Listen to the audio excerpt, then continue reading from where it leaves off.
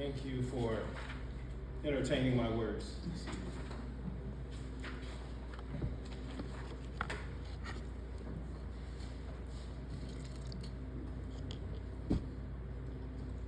To the point I'm getting old, like I need to start putting this in 15 or 20 font for myself. To be seen, to be heard, to be recognized. The leaves have withered up. The oak becomes petrified. Eyes turn to stone, my body a bit terrified. Spontaneously, weary faces appear to me every day. And every day I know I'll be visited by your valuable memories.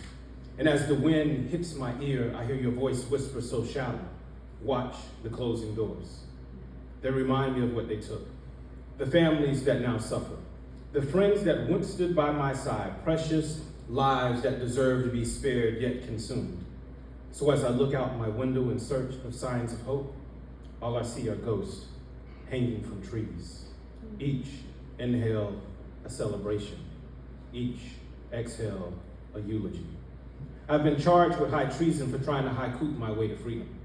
Yes, my haikus are lyrically revolutionary, undiluted by capitalist evil, which I stand to destroy by citing in verse socialist words like equal, fair, freedom.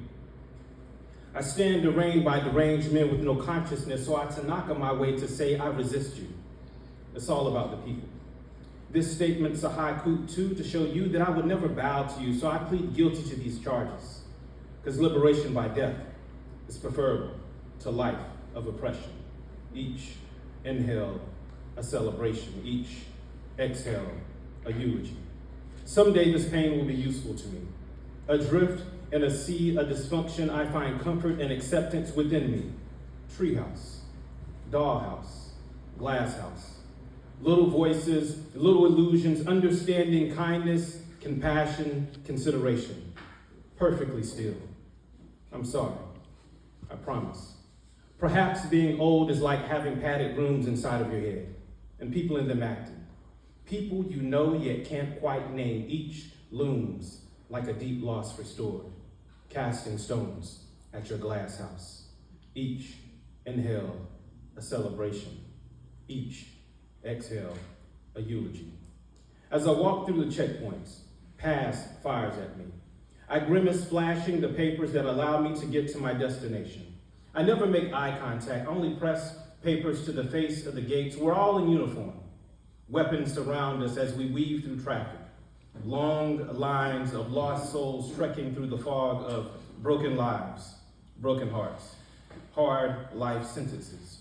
A few rebels are speckled in the mix. Chaos surrounds me. I've been able to blend in only slightly detectable when my face goes stone at the sound of right side of the line, single file. I'm shuffled back into place that at least 90% of my surroundings don't know exists, even though the guards are the same. The walls are the same. The mentalities are the same. The slow motion genocide is the exact same. The beast continues to chomp away at the people who are less fortunate. I'm a part of the few that have merged with the feeling of rage of the oppressed. Sharif Hamid's poetry has become Bible study in my daily walk. I passed the checkpoints, gates, cages, and almost failed to realize this is McConnell unit, and not Palestine, which is like Polinsky, which is like Telford, which is like Michaels, the very first prototype of a new oppression, control unit prisons. We smuggle the taste of freedom under our clothes. We hustle for extra food, just trying to reclaim those feelings of humanity, stripped from our fingertips. My face contorts at the orders of those that accept them with no rejection, at least gives me some disdain.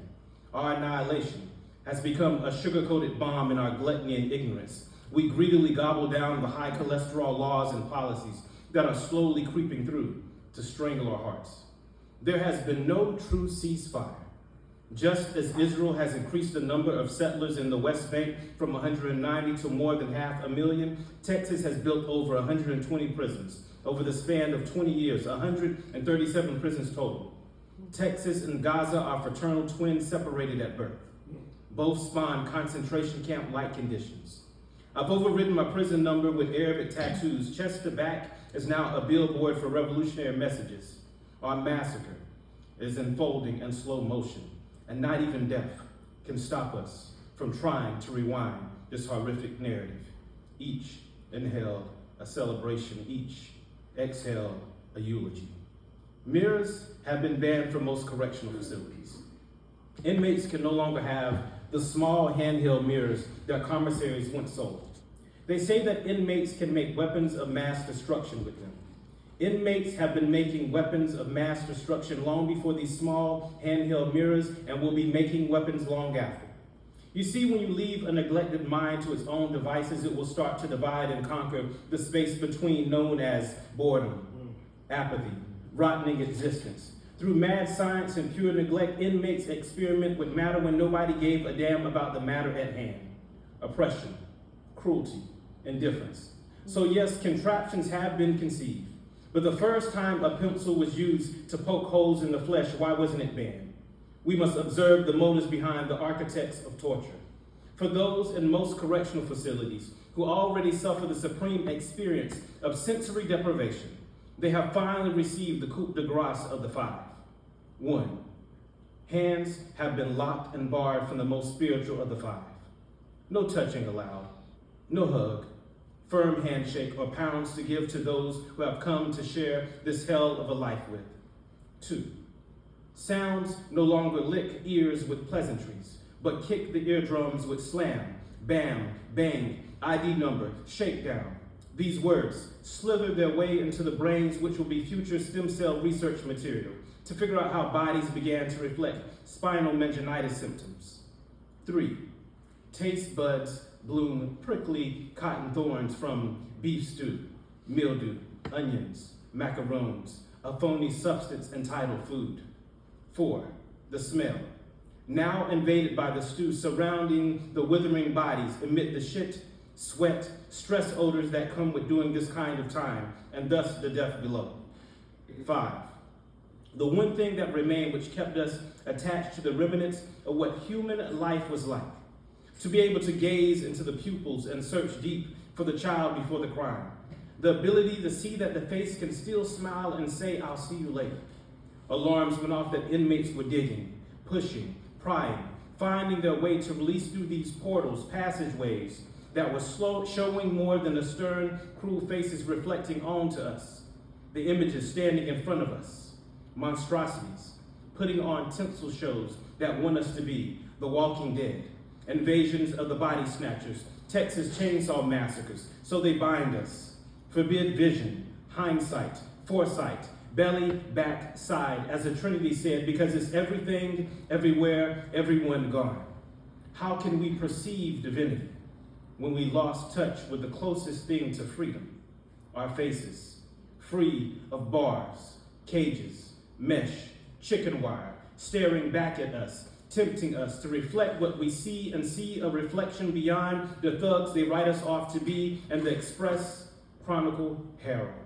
They want to, say, can you see us dwindling from existence? Inmate on inmate assaults are no less and no prettier as items still slice, dice, and puncture. It was never about the violence anyway, rather how we were silently finding our way back. Our passageways no more, prohibited, made enemy of the state, forbidden to us, to forever dull us, damage us, and kill us softly as we die, forgetting we ever existed at all.